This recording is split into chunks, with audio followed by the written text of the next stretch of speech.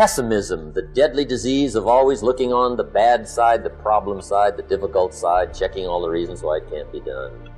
The poor pessimist leads an ugly life.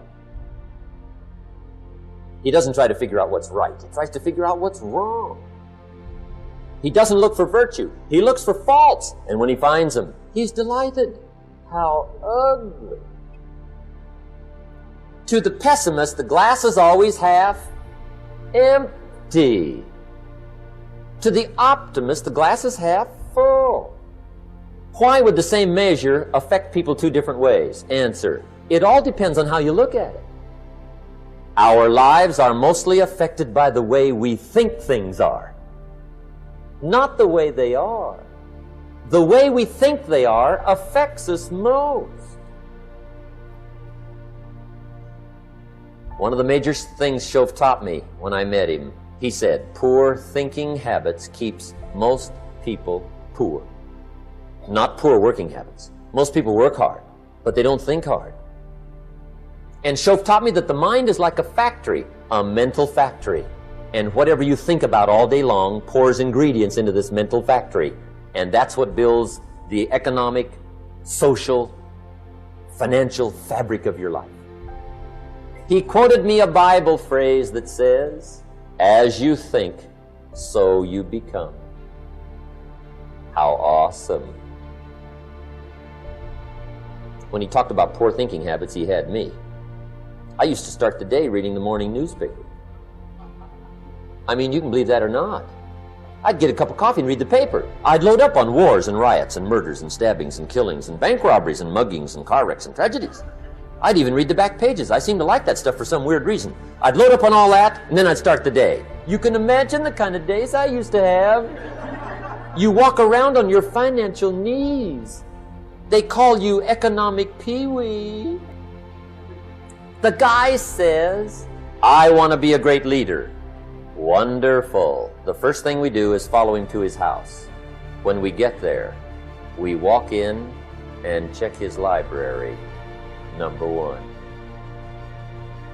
Somebody says, well, why check his library? The reason is because what a man reads pours massive ingredients into his mental factory, and the fabric of his life is built from those ingredients. You would not believe what some people have got in their house to read. You would not believe. One of the best dressed up words I know for a lot of it is trash. Can you imagine dumping a barrel of trash into this mental factory every day and coming out with a rich, dynamic, positive life? It can't be done. You might as well try making a cake with cement. The kids back in Danbury, Connecticut, high school, they're asking me questions one day. I'm talking to the kids. One of them said to me, Mr. Rohn, how do you build the good life?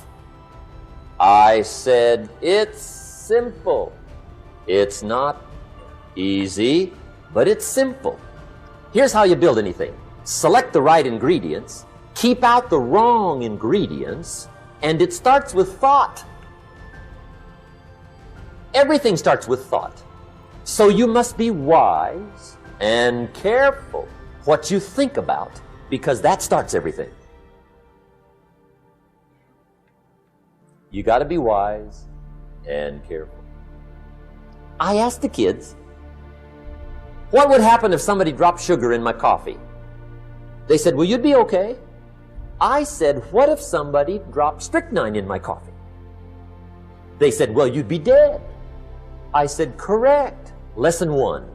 Life is both sugar and strychnine. You gotta be careful.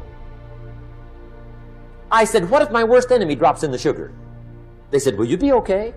I said, what if my best friend, even by accident, drops in the strychnine? They said, well, you'd be dead. I said, correct. Lesson 2, watch your coffee.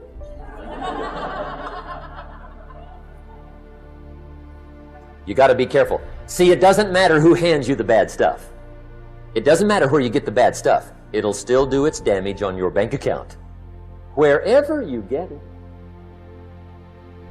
Mr. Shoaff gave me one of the greatest phrases when I first met him when he said, Jim, Every day, stand guard at the door of your mind.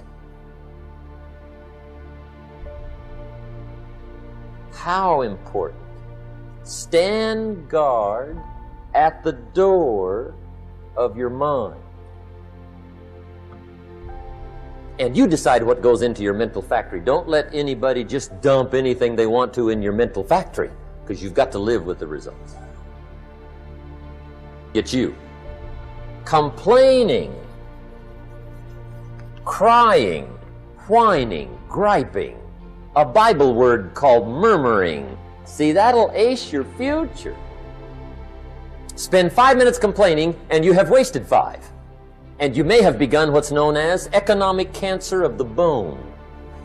Surely they will soon haul you off into a financial desert and there let you choke on the dust of your own regret. I hope I said that well, so you won't forget. It's a deadly disease. If you don't think it's bad, ask the children of Israel of Old Testament fame. Typical of us all, their story just happened to get in the book. Story says, children of Israel were slaves. God performed a series of dazzling miracles and got them out. And now they're heading for the promised land. Remember the story? Heading for the promised land. Tragedy of the story, they never got there. Reason. From day one, they started to complain.